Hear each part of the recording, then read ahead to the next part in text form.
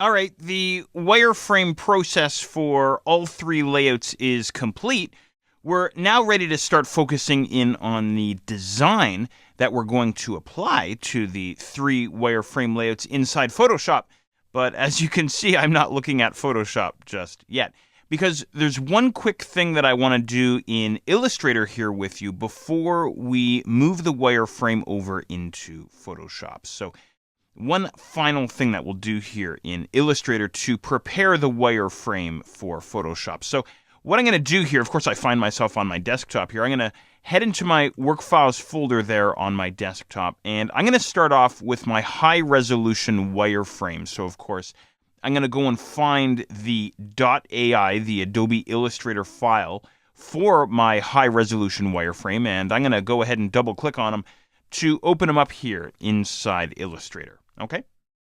Now, we don't have to do this step, but I think if we run through this process that we're about to go through, I think it's going to make life a lot easier over inside Photoshop. All I'm going to do here, it's a really simple process, is I'm going to get rid of the strokes, the outlines on all of my wireframe objects throughout the entire layout. Okay, so it's actually going to be a really easy and straightforward process here. What I'm going to do is I'm going to grab the header here, for instance, at the very top of my layout, and then down towards the bottom area of the toolbox, I'm going to make sure that my stroke swatch is on top. You might have to tap your X key on your keyboard.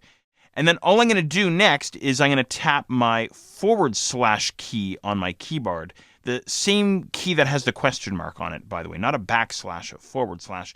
And that will toast the stroke, as you can see, from the selected object. Okay? And I'll do the same for my menu. I'll grab the menu, and of course the stroke swatch is still in the foreground, and I'll tap my / key on my keyboard to get rid of that stroke. Okay? Again, I think this is going to make life a lot easier for us over inside Photoshop.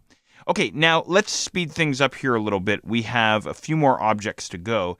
I'm going to grab my slideshow, and then holding down Shift, I'm going to grab my 3 content boxes. And let's see, I'm going to scroll down here just a little bit, still holding down Shift, and I'll grab my footer as well. Okay, so I have all 4 objects selected. The stroke swatch is still on top, and I'll hit the / key on my keyboard once again to get rid of the strokes on all of those objects simultaneously. Okay, so there we go. Now that that is complete, we can get this guy over inside Photoshop. But before we do that, let's go ahead and save our document. Control or Command S on your keyboard to make sure that your changes are indeed saved. Okay, and as I say, this is optional. I think it's going to make life a lot easier when we get the layout over inside Photoshop, which is what you and I are going to do next.